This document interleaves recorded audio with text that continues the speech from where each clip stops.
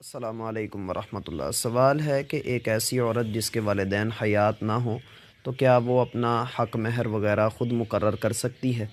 بسم اللہ الرحمن الرحیم۔ اگر والدین حیات نہ ہوں تو پھر اس کے ورثاء یعنی لڑکی کے ولی وہ لوگ بنیں گے جو کہ والدین کے رشتہ دار ہیں، جیسے کہ ماموں یا چچا یا بھائی، تو یہ لوگ اس کے ولی بنیں گے۔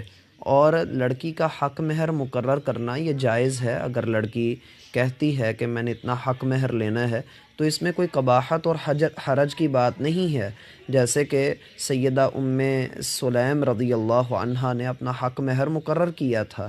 تو کوئی حق مہر مقرر کر لینے میں اگر لڑکی کی طرف سے ڈیمانڈ ہوتی ہے کہ میں نے اتنا حق مہر لینا ہے تو کوئی حرج کی بات نہیں ہے، اور اگر خاوند مقرر کر دیتا ہے کہ میں آپ کو اتنا حق مہر دوں گا تو وہ بھی جائز ہے۔ شریعت اسلامیہ نے کوئی بھی مہر فاطمی کی اصطلاح ہمیں نہیں دی ہے، بلکہ یہ اپنا ایک ہمارا جو ہے وہ من گھڑت سسٹم ہے، وگرنہ شریعت اسلامیہ نے مہر فاطمی نام کی کوئی بھی اصطلاح نہیں دی ہے۔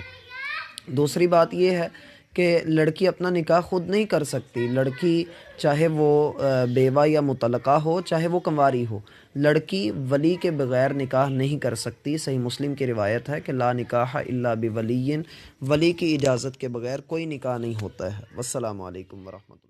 السلام